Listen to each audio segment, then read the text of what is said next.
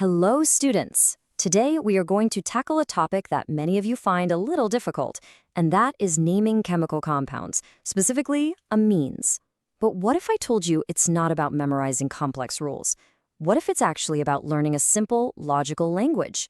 Please pay attention, and you will see how easy it can be. But before we begin, let me ask you a question. Just imagine, there is a life-saving drug, the kind used in an emergency. Now, this drug has two different names.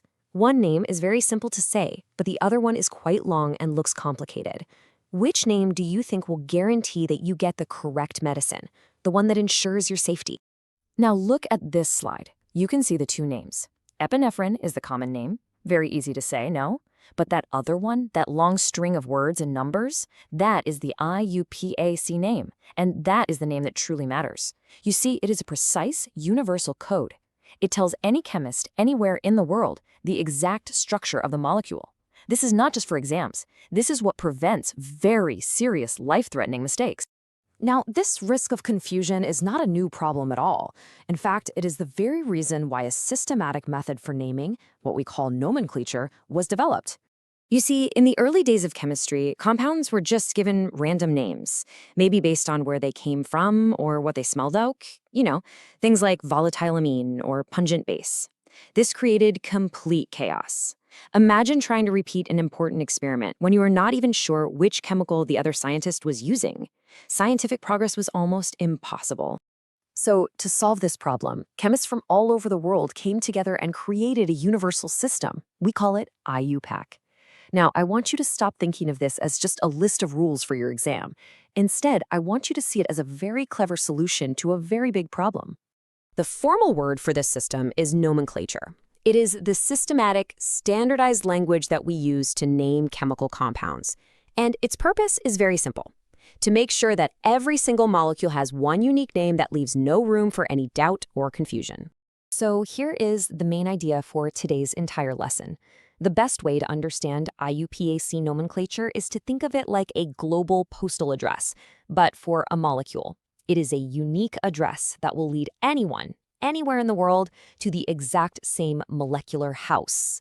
And just like a real address, this molecular address has three simple parts. First, we have to find the street, which is nothing but the longest continuous chain of carbon atoms. Second, we find the house number, and this tells us the position of the nitrogen atom. And third, we identify the residence. These are any other groups that are attached to the carbon chain, or sometimes even to the nitrogen atom itself. Okay, so let's try this out.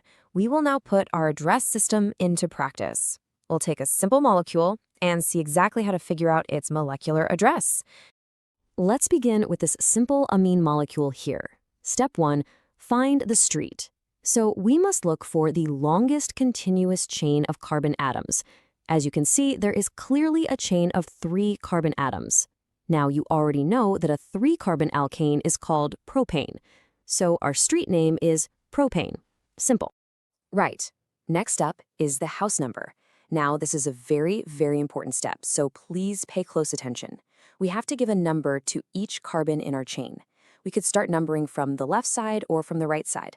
The rule is very simple. You must choose the direction that gives the nitrogen atom the lowest possible number. So, in this particular molecule, if you count from the left, 1, 2, 3, the nitrogen is on carbon number 2. If you count from the right, 1, 2, 3, it is still on carbon number 2. So its house number is 2. Okay, now let's put all the parts of the address together. We start with our street name, which is propane. Now, because this is an amine, we will drop the last letter E from propane and add the suffix amine. So now we have propanamine. But we have to say where the amine group is, correct? That is our house number 2. We put that number just before the amine part. So the full correct address becomes propan-2-amine. See? It is a perfect, unique address. Now, the best part about this address system is that it is very flexible. Let us see how it can handle slightly more complex situations. For example, what if we have groups attached directly to the nitrogen? Or what if the amine is part of a ring structure? This is a very important question. What happens if one of the residents, one of the substituent groups, is not living on the main carbon street, but is attached directly to the nitrogen atom itself? How will our address system manage that? This slide shows us just how precise our address system is. Please look at the second example, N-methylaniline. The parent molecule here is aniline, but you can see there is also a methyl group. The question is, where is this methyl group? The name tells us exactly where. That prefix, that capital N with a hyphen, it means the methyl group is not on the main carbon street. It is attached directly to the nitrogen atom. This is a very nice way to remember it. Think of the parent name, like aniline, as the family's surname. That N prefix, it's like a first name.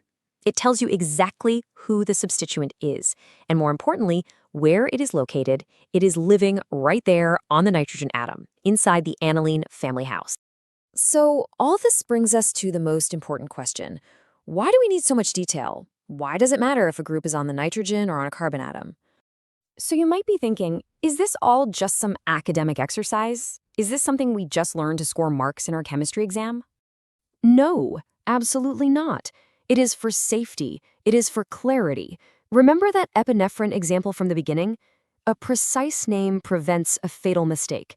Nomenclature is the universal language of chemistry. It allows scientists, pharmacists, and doctors all over the world to communicate with zero ambiguity. This ensures that research can be repeated correctly and that medicines are always safe. So let us quickly recap the main points. The main idea is that nomenclature is a universal language created to avoid all confusion. The best mental image you should remember is that of a unique postal address for every molecule. And finally, its most important application is to ensure safety and clarity in important fields like medicine and scientific research. So please, do not look at nomenclature as just a long list of rules to be afraid of. See it as a powerful tool, like a map. If you can master this molecular address system, I can promise you, you will feel much more confident and you will never feel lost in organic chemistry again.